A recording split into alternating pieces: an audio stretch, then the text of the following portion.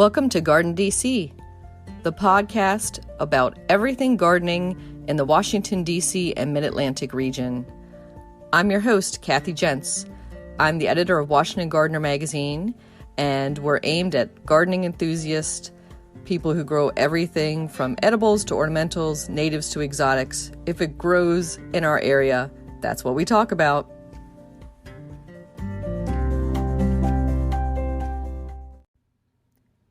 This is episode 91 of the GardenDC podcast.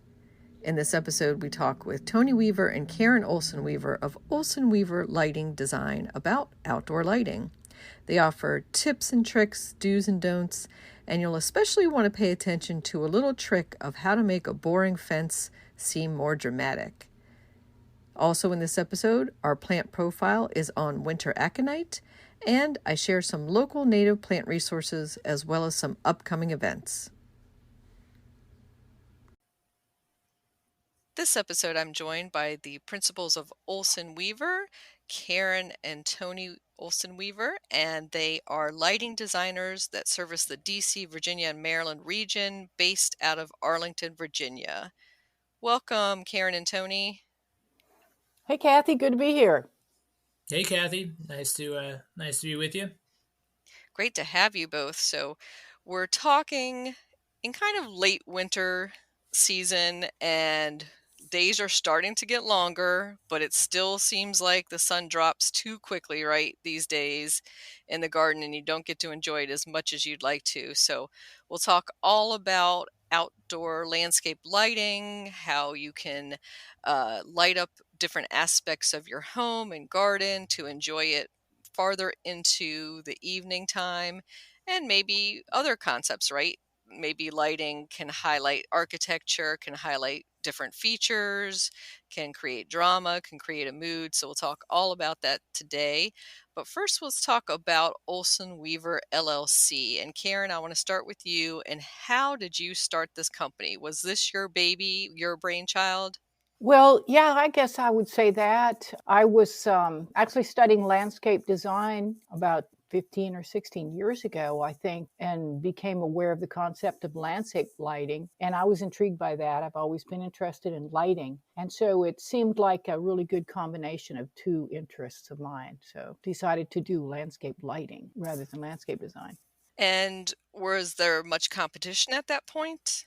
Well, I would say there were a couple of big companies around, but it really was still kind of a fledgling industry. So we've kind of, and I've kind of fashioned this company from the start as being a niche company that is nimble and can quickly into new technologies and to be able to handle our clients on a very personal level and to maintain relationships throughout the process of designing and installing lighting. And then, you know, as the garden grows and as the family grows and moves to new houses.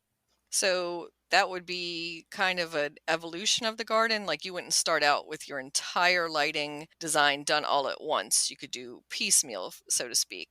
Well, sure. That's kind of the beauty of low voltage landscape lighting is before then we're doing 120 volt and it's difficult to move that stuff around. So with low voltage, you can go in the ground shallower, and as the garden grows, you can add fixtures. As your garden changes or you lose a tree, you can move fixtures around. So it is really something that's flexible and can be added to.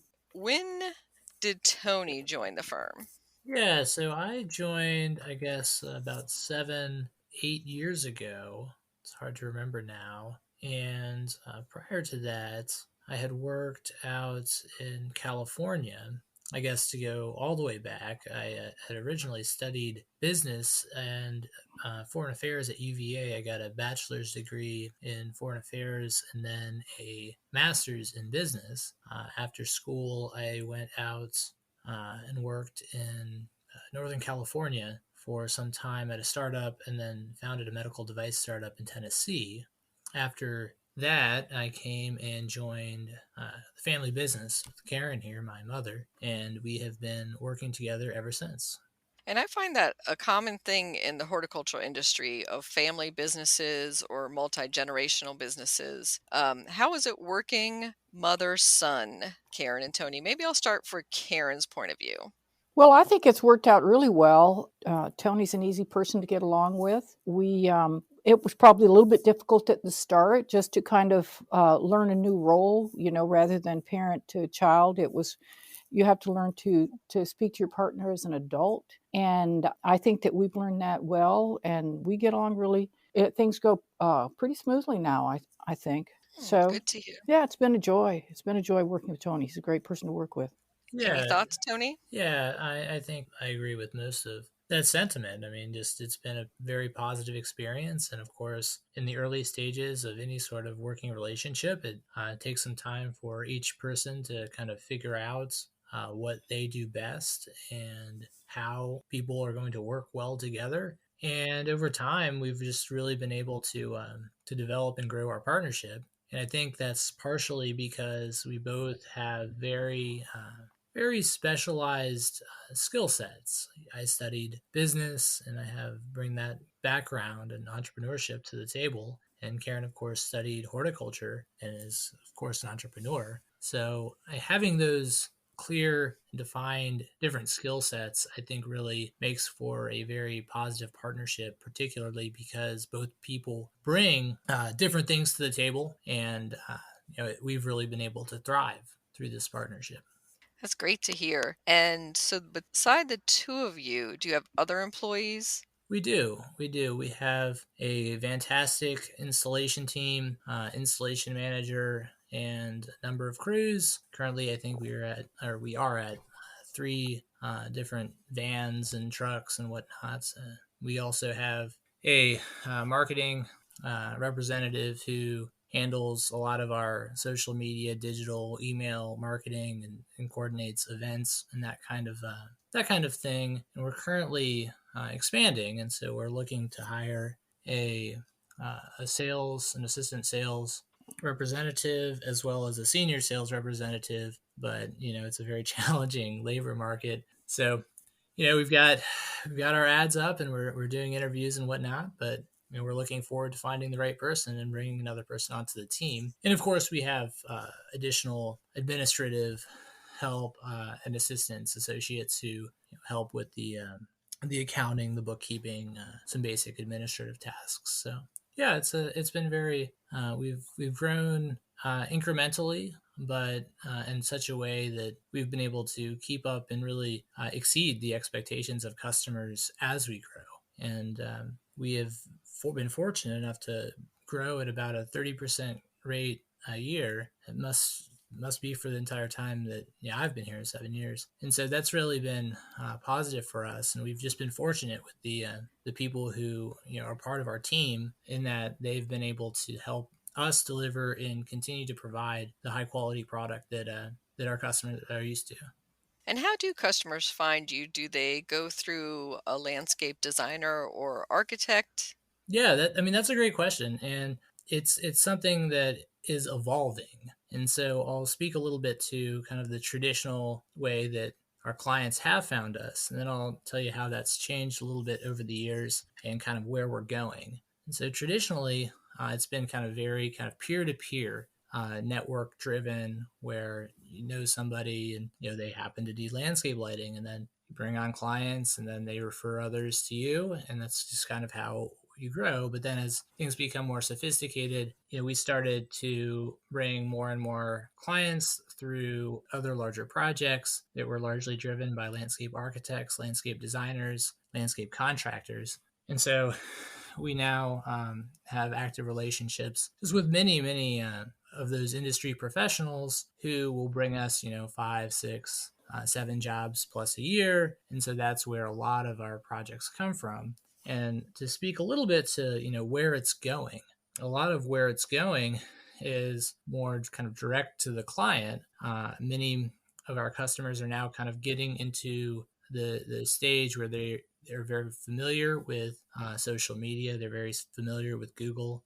Almost everybody throws a quick Google search in when they're reviewing a contractor. And so more and more we see clients coming through social media, and we've got a fantastic social media expert who handles a lot of that for us. We see a lot of folks coming in through just direct Google search SEO. That's something that we see more and more. And so we're really at the forefront of that, and keeping both our social media and our web page up and running, and just actively pursuing that kind of direct to client lead source.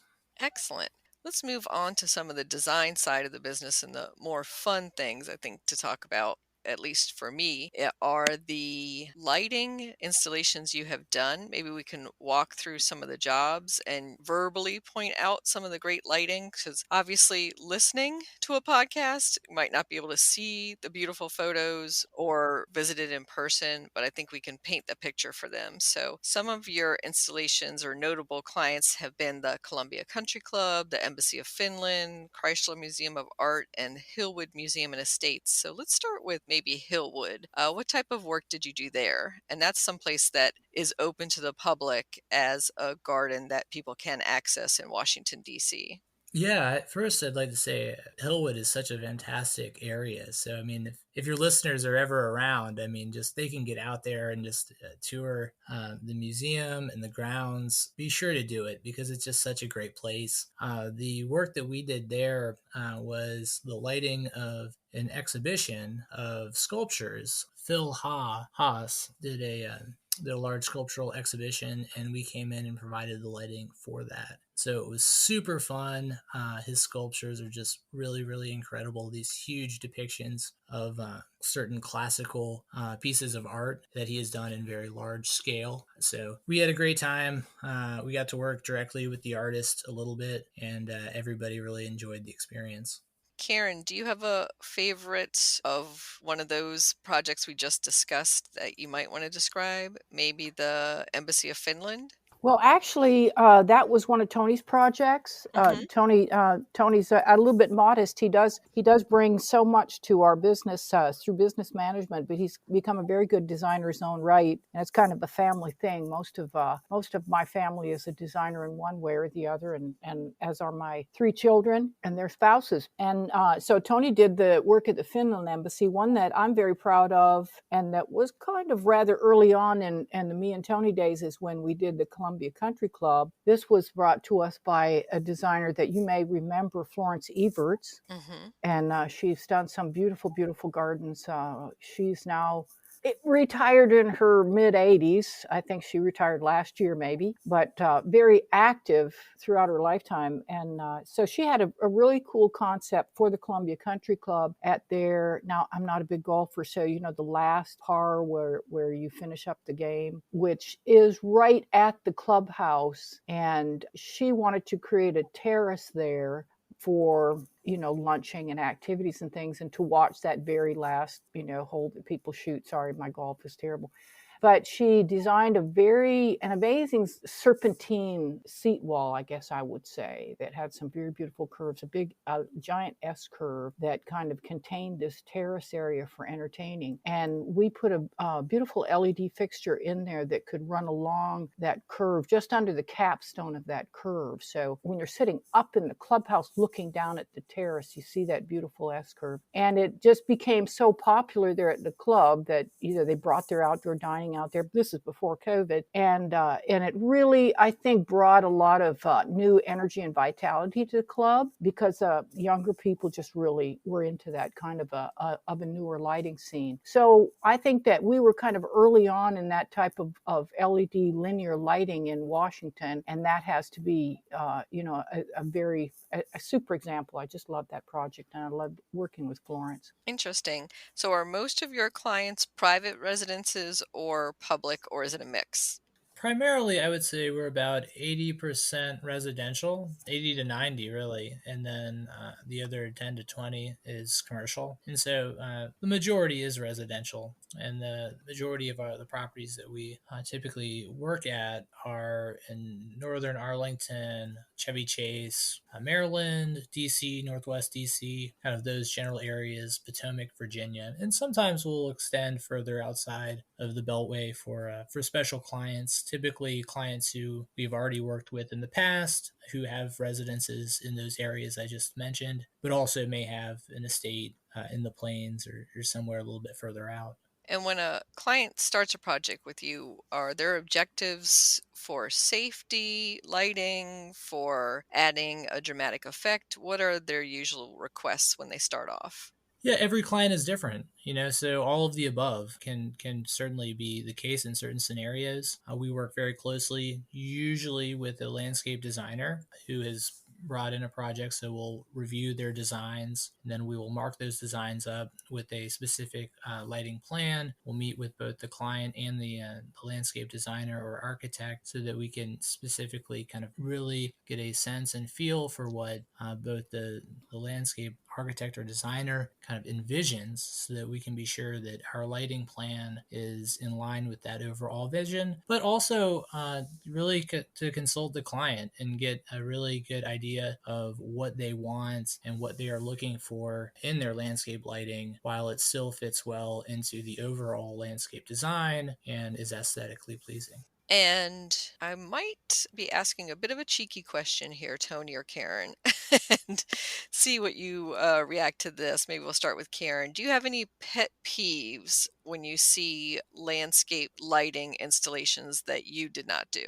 Well, I don't know if I have pet peeves. The fact is, I know a lot of the other landscape lighting companies in the area, and we have a pretty good relationship with them. I can spot their work, kind of like you can spot the work of a designer. They've got their own style, so I can spot their work. And I can tell the difference between a company that specializes in lighting and a company that maybe is a generalist. A lighting specialist will have a better grade of fixtures, I think, that they might have added something special to the project beyond, I guess, in the landscape design field, we call like the contractor landscape. A contractor builds a house and they put like X number of trees out front and they put a shrub bed, and that's the landscape. And then when you have a landscape designer come in and enhance that, that's the specialist. That's what makes the home, individual and special and different from the landscape next door. So that's what we try to do.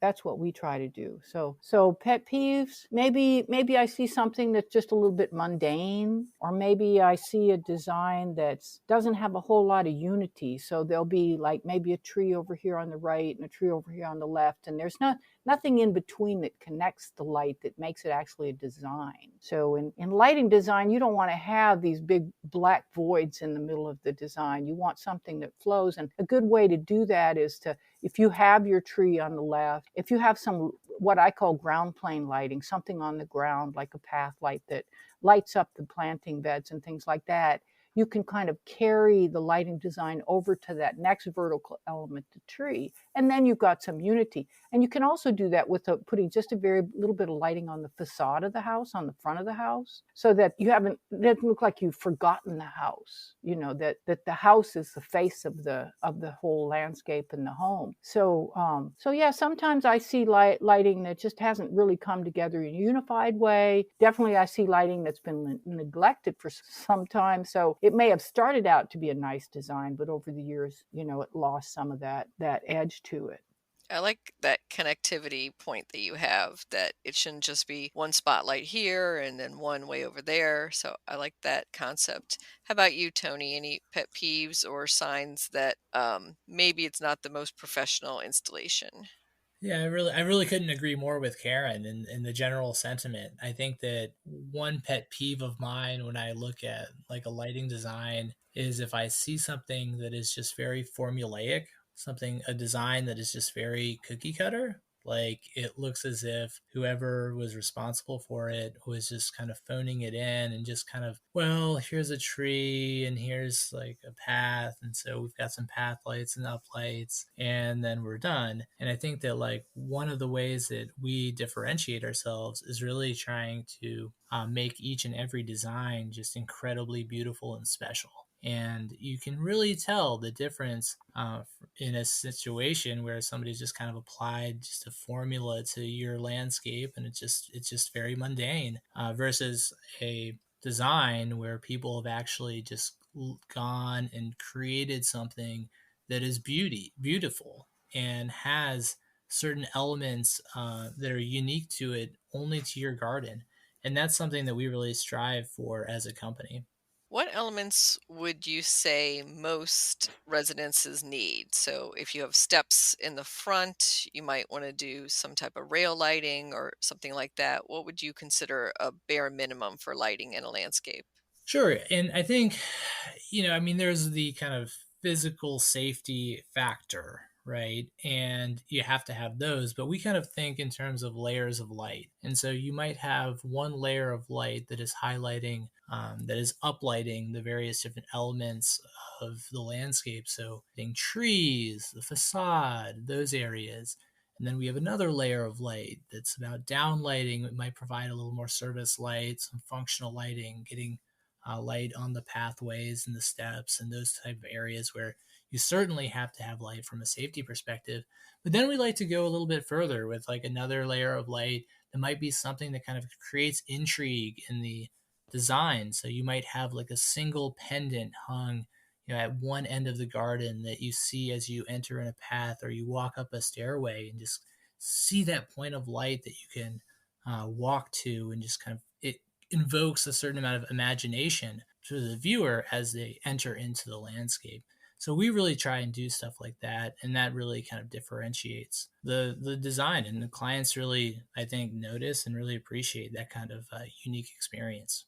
So, that pendant in the distant that draws you into the landscape. Do you have other examples of things that might add character or maybe whimsy to a garden landscape with lighting? Yeah, absolutely. I mean, there are just so many different ways that you can do it.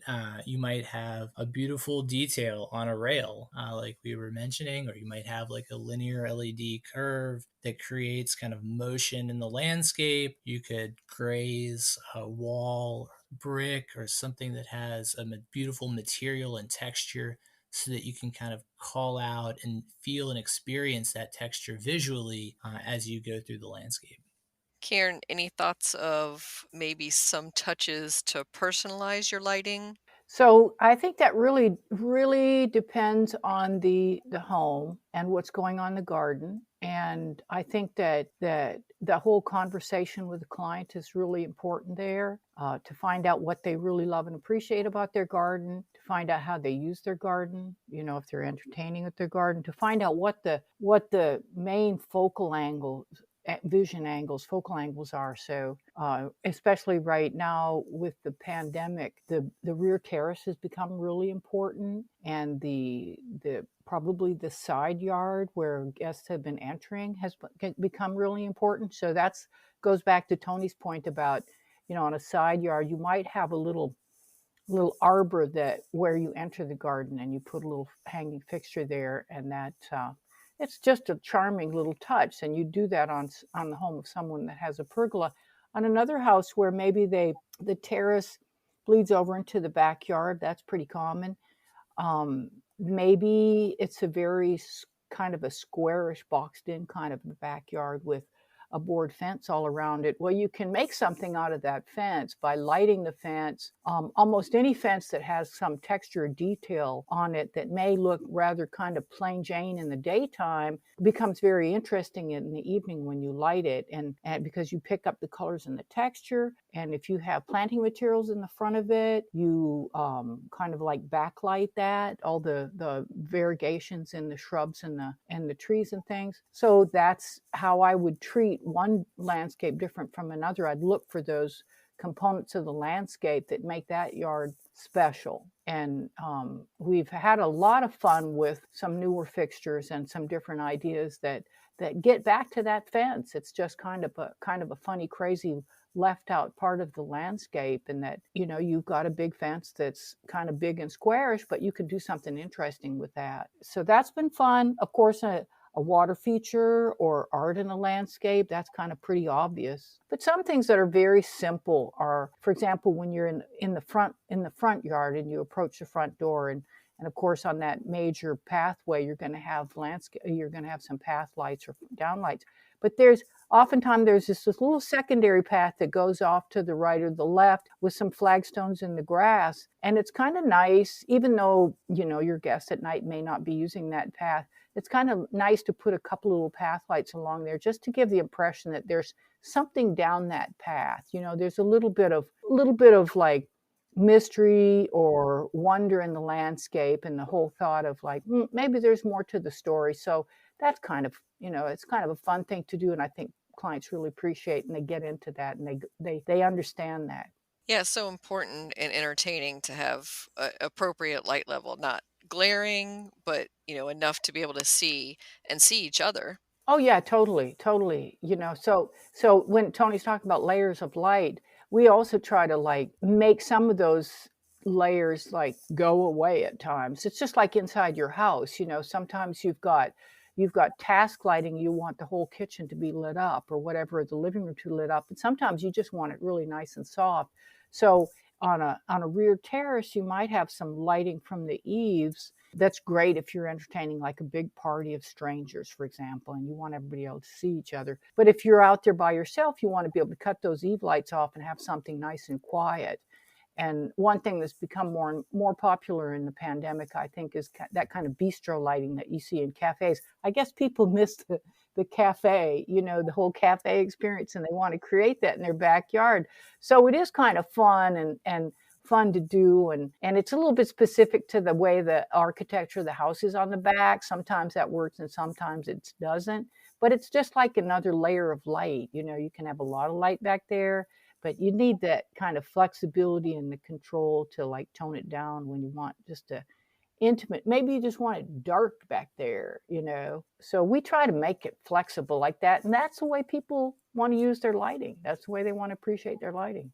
And to backtrack a little bit for the bistro lighting, you're talking about those overhead strands of clear bulbs, Yeah, not yeah. like Christmas lights. Exactly. Yeah. The clear bulbs you see in cafes, and we found like one of the very most important things about bistro lights is the ability to dim them down, because everybody's got their own sensitivity. Sometimes those can be very, very bright, and if they're low, so much, even more so. So we always have a dimmer on those. Same thing with our LED, like our linear lighting, the ones under the capstones of a seat wall or something like that. Very important to be able to tone that down. And the toning itself, especially on a seat wall, like on a stone wall or brick wall, the toning really does, bringing the light level down really does enhance the texturization of that material that you're using. When you have a really, really bright light, it tends to kind of at night erase the colors in a wall, and you just see the white light. But if you have the ability to dim it, then you start to see the textures, and really, to me, that's the only kind of way to light a stone wall or a brick wall or something that's got texture. Great point about texture. And yeah, if you have some beautiful stone, you definitely want to show that to advantage. Oh yeah.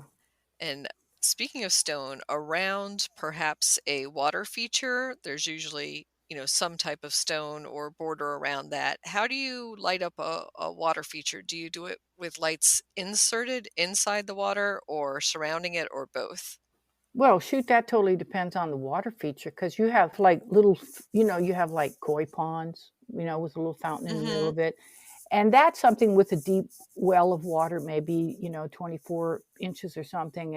And that's cool to put a light in the fixture there, I think, because then you get a lot of like reflection. There's maybe a wall behind it or something. You've got a lot of this dancing on the wall behind it. Same thing with like kind of an artesian fountain that might come into that well. And so that's a great way to do that. But then you've got a feature that is maybe like a big urn that stands, 28 or 30 inches off the ground. And there's just a spout coming out the top of it with, like you've seen those, like the well water is actually underneath the grade. It's kind of like what people who have little children want in their landscape, because they want to reduce the risk of, an accident.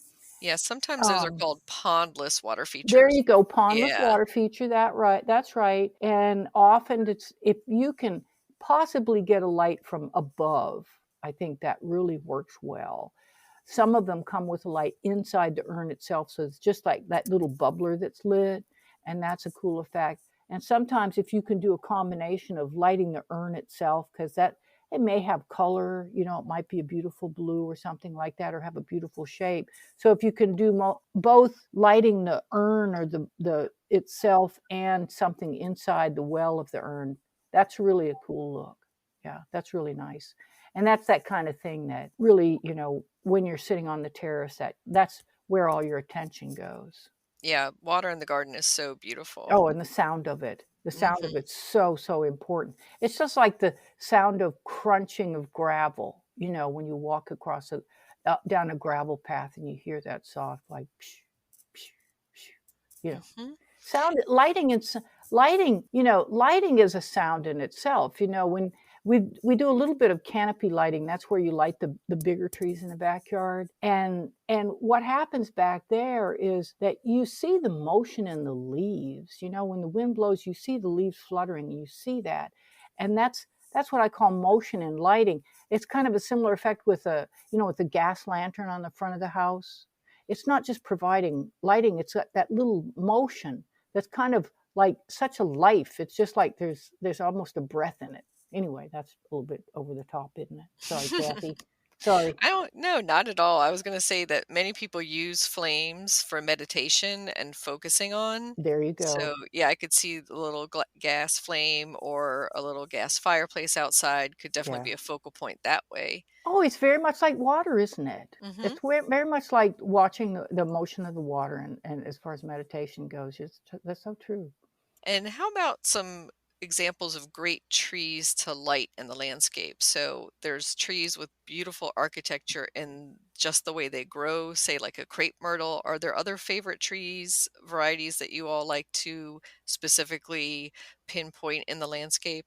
Yeah, one that comes to mind would be like a large Japanese maple. We one that we recently did, and we featured on a tour, a landscape lighting tour that we did. I guess this fall was just this splendid maple that was in perfect coloring from the fall leaf change, and it was this glowing orange tree that we were fortunate enough to be there on the perfect day to see it, and it was just beautifully lit, and it really was just a beautiful highlight in the garden. So that's one that comes to mind. And one of my favorites probably is a red bud. That's Mhm. that's one of our native trees, and it's got these like flowy branches that kind of crisscross, and they stretch out horizontally.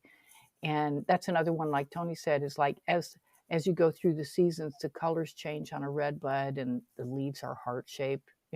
What's not to like about that? But of course, one of our bigger trees and native trees is the American elm, and those are the trees that you see when you're driving into Washington along the tidal basin with these flowing arms that they're just like the motion of the it's just an iconic shape. So those are two of my favorites. And how about the bark texture as well, using the light to maybe highlight some of that? Yeah, that's totally something that also depends on the level of the light again, that if you could do something really soft on that, like a river birch is the one that a lot of people know, and it's pretty classic. That's just got such, the bark on a river birch just kind of rolls back on itself, and there's white in it, and there's gray, and there's red. And when you light it, all these shadows like come apparent, and that's one that's a really cool one. But then again, something like oh gosh, the dogwood that comes from Japan, kusa. Yeah. Kusa has a really cool bark too, and that's a little bit patchy, like an American sycamore. So, you'll have these white or silvery expanses, and then you'll have some patches of red in it. So that's another one. But yeah, that when you've got a tree like that that's got a really cool bark, and maybe it's got some really cool branch structure or multiple stems, that's something worth lighting. And that's one thing that I really love about lighting the trees. And that's kind of one of my favorite things. I've always just like really reveled in being in the trees and appreciating the trees. Is like most people, they don't really know what they've got in their landscape. They buy a house and there's some trees in the landscape. But when you come in and you like notice those really special trees that they have, and they learn to like appreciate the size of their Japanese maple or something, they go off and they brag to their friends about that later. They didn't know they had a special tree. And that really brings me a lot of joy, I have to say, you know. Mhm. And another form of tree I was thinking that's beautiful in the landscape to have lit maybe are the weeping ones, like our weeping hydrangea cherries on the tidal basin and some of those other kind of drooping or weeping forms? Well, that's a tricky one for me. And it depends on that one. It really depends on the quality of the pruning, as well as those the little bitty Japanese maples that are very horizontal. With start with the Japanese maples. If someone has like come in and pruned that properly, so there's little cutouts. Sometimes they get really, really bushy, and you put a light under them that just traps the light. You don't see the beautiful infrastructure of the branching. That those are very convoluted and wavy too. So it depends. If you've got somebody that knows how to prune one of those and makes these little voids so you can look, the light comes in and you can see that branch work, that really works well.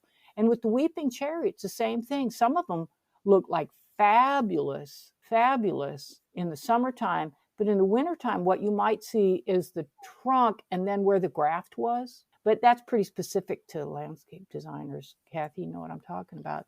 So Hmm. that's another thing that goes back to the very yard. You don't have a formula. You got to go in there and work with the trees. Oftentimes I've taken a tree and like, well, let's just leave this one out. It looks great in the daytime, but maybe we just like it looks a little bit scary at night. I don't tell clients scary because they're like, what? My tree's scary? Because they love it. They love Hmm. it. But if we leave it out, sometimes it's better. Very true. And yeah, sometimes a tree silhouette just doesn't work sometimes, Right. and maybe different times of year and different lighting. Exactly. And so I was going to ask about the opposite end of the spectrum from a dark backyard, which is if you're in an urban location and if you have a lot of street lighting around you kind of flooding in, is there a way to mitigate that a little bit? Well, hey, Tony, I know I've been doing a lot of talking, but do you mind if I take this one and then it'll be your turn? Sure, go ahead. Okay, good. Because here's what I've noticed.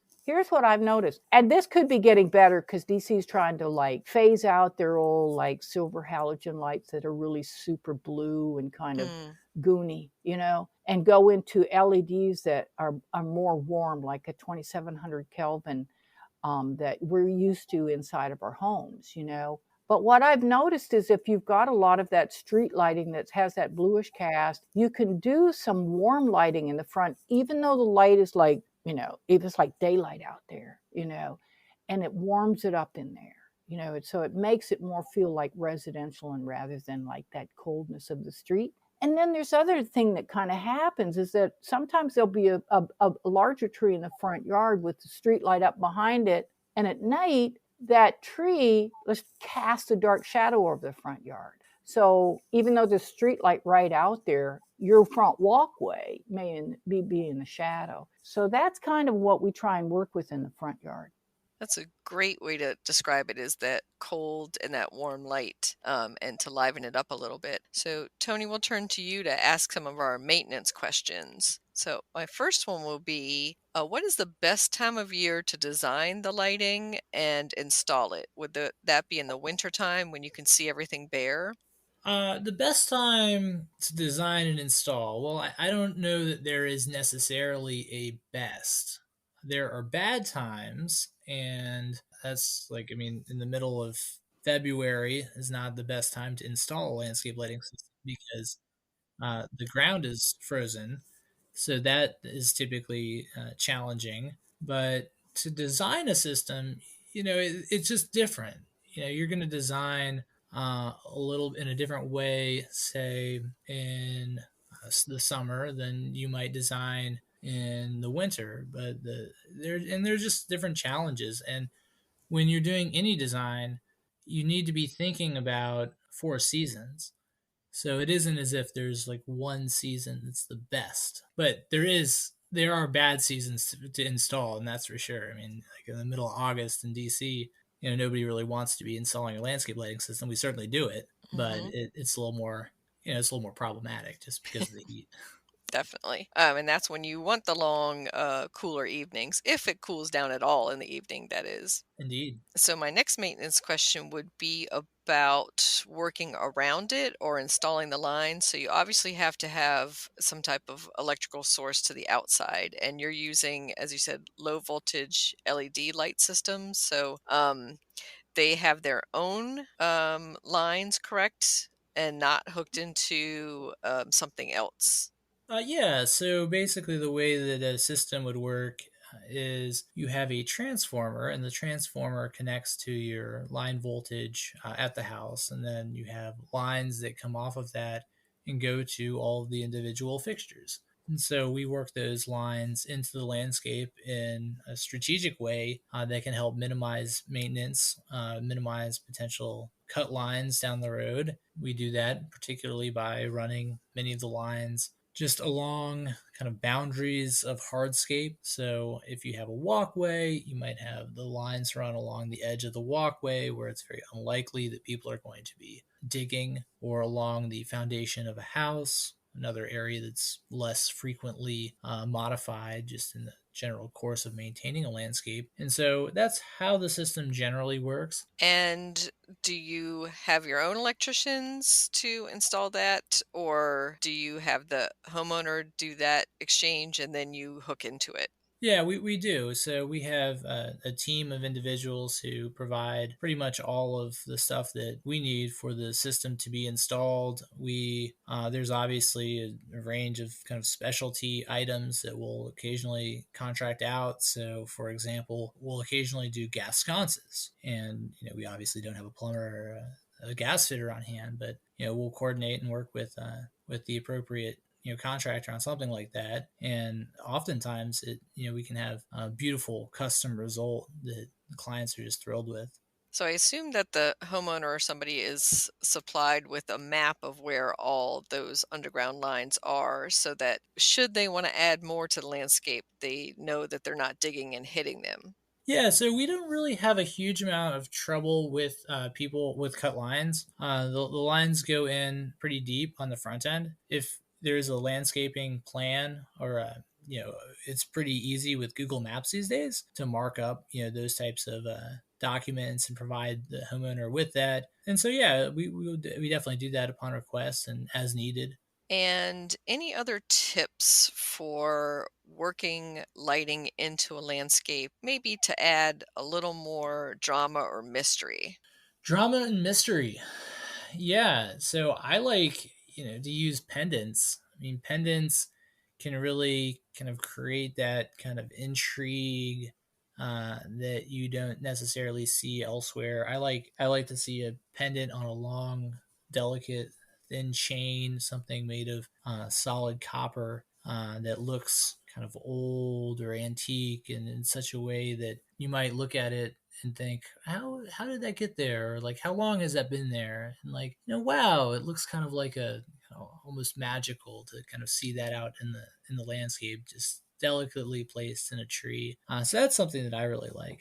Well, it's kind of funny you bring up drama and mystery. And here's what I've noticed: in the front yard, people don't want drama and mystery. They want like this street view. When they come home, they want like everything to look normal, safe, comfort of home. They want their guests to feel, kind of the same way. It's the backyard that they want, something a little more soft, and that's where they might want the drama. But drama is a tricky thing. I think that here's what I've noticed about art in the landscape in the backyard is that lighting a sculpture or something like that is almost like a Rembrandt painting. And if you recall from Rembrandt, he does a lot of like one side of the face is totally in the dark and the other side of the face is has lit up and you can see the character of the face. And so sometimes with sculpture, you don't want to light the whole thing. You want to create that kind of an effect. So that's what I kind of like to look for. Is some trees are like that. Some trees have really something special and dramatic about them, and some don't. Sometimes you get I don't know if it's a mystique or a drama, but sometimes you get a like there's something about uniformity and the rhythm of light. So that if you've got a row of hornbeams in the backyard, if you like light every other tree or something like that, you've just got this rhythm that's going back there, and that's really important. And that, to me, anytime you add rhythm in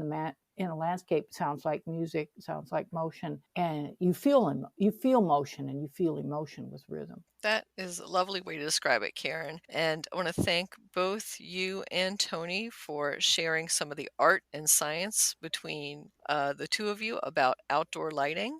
Any final thoughts, and also how can listeners contact you? Let's start with Tony.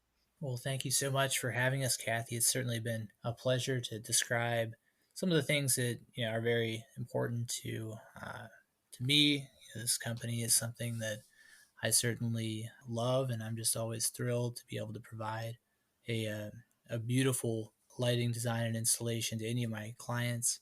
If you want to find us and learn a little bit more about the systems that we're installing and some of the designs that we've done, you can visit our website, which is www.olsonweaver.com, and that's OLSONWEAVER.com. So feel free to check us out there. Great. And we'll have that link in the show notes as well.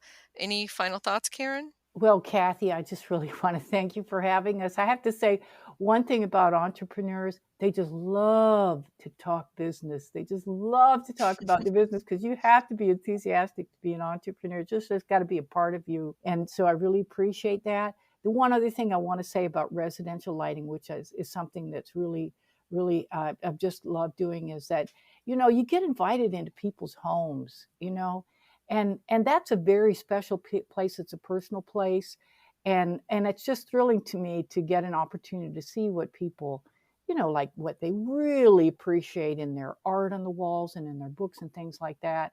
And it's just really special to me to be a part of a project that that brings kind of a joy into a person's home. So anyway, again, thank you so much. You've done a great job. You're a great interview, and I appreciate that.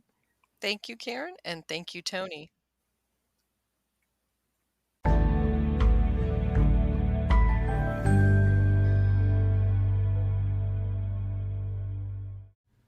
Winter aconite plant profile. Winter aconite, Aranthus hyemalis, is a spring ephemeral that appears and disappears in the late winter garden. It is a member of the buttercup family and is native to southern and eastern Europe. Winter aconite is also classified as a minor bulb in comparison to the larger and showier daffodils, tulips, and lilies in our gardens. Even though it is quite small, it still packs a punch with its bright yellow flowers in the bleak winter landscape. It prefers to grow under deciduous trees such as oaks and likes rich, humusy soils. It can tolerate wetter locations than most bulbs. It is a great source of nectar for the first foraging bees of the season. On overcast days, the flowers stay closed. Then, on clear days, they open up to the sun's warming rays. In the fall, soak the tubers overnight, then plant them an inch deep. They will emerge several months later, and then every year after that. It does naturalize and spread a bit. You can dig and divide to move them around right after they finish blooming. There is an invasive look-alike, Lesser Celandine, Ficaria verna. However, that plant blooms later in the season and does not have the Elizabethan collar foliage at the base of the flower that winter aconites do. This is one tough plant. Winter aconite doesn't mind being covered in ice or snow or being zapped by freezing temperatures. Winter aconite, you can grow that.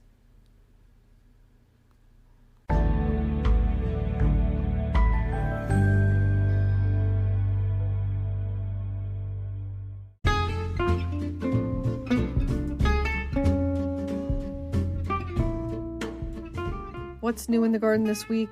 Well, we were blessed with some milder temperatures, and I've seen my first crocus popping up, lots of daffodil foliage emerging, and many snowdrops.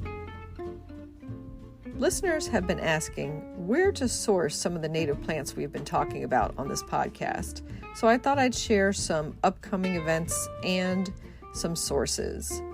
So on Saturday, March 26th is the 35th Annual Lahr Native Plant Symposium at the U.S. National Arboretum. This year's theme of native plants is Forces for Conservation and Community. The symposium presents subject matter experts on ecological, botanical, and horticultural advancements in a day-long virtual program. So in addition to that, they also have an in-person annual native plant sale, and that's Sunday, March 27th from 9 a.m. to 2 p.m. That's located at the Arboretum's Meadow Road adjacent to the herb garden entrance. It's one of my favorite places to source and buy native plants. Looking ahead, you'll want to save the date for the 7th Annual Mountain Maryland Native Plant Festival on May 14th in New Germany State Park. You can register now for that at mdflora.org. It offers a large variety of native plants and nature-themed artwork for sale. Scheduled programs and activities highlight native plants and biodiversity. There's local experts there to answer your questions on native plants and other conservation topics. There's a new website you might want to check out for native plant sourcing called Native Plants for the DMV, and that's at nativeplantsdmv.com, and that has some lists of local nurseries and other sources. Past guest Sherry Wilson has a blog all about native plants, Nuts for Natives, Gardening for the Chesapeake, and you can find that online at nutsfornatives.com. You can also see our many native plant profiles at our YouTube channel, youtube.com Washington Gardener Magazine, and of course, read Barry Glick's native plant column in our Washington Gardener Magazine. Happy gardening!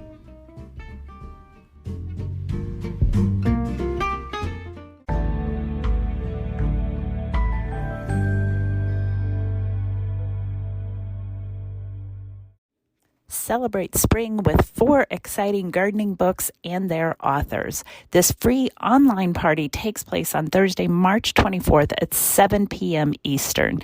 It is sponsored by National Garden Bureau and Garden Communicators. During this live webinar, you'll get to virtually meet the 4 authors and learn some of their best gardening tips. Those authors are Sean and Allison McManus, Christy Wilhelmi, Raphael DeLallo, and Tony Gattoni. Attendees will also have a chance to win one of 3 gardening giveaways. Register for this free webinar at ngb.org. Select the Education tab and scroll down to Webinars. See you there.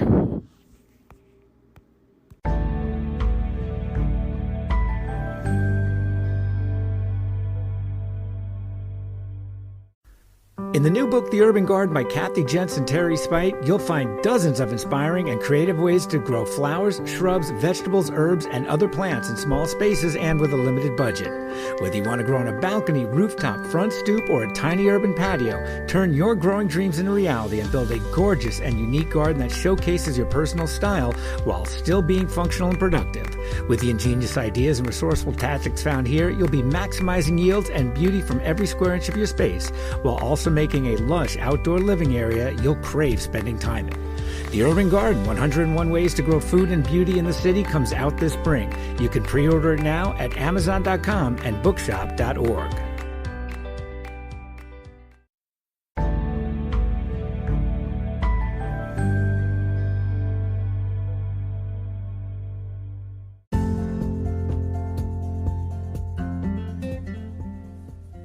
Thank you for listening to GardenDC. You can become a listener supporter for as little as 99 cents a month by going to anchor.fm/GardenDC/support. Another way to support this podcast is to subscribe to our monthly digital publication, Washington Gardener Magazine.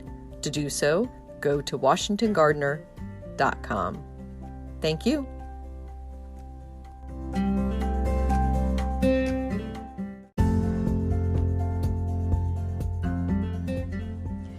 You can find Washington Gardener online at washingtongardener.com, on Twitter at WDC Gardener, on Instagram at WDC Gardener, and on Facebook.com at Washington Gardener Magazine.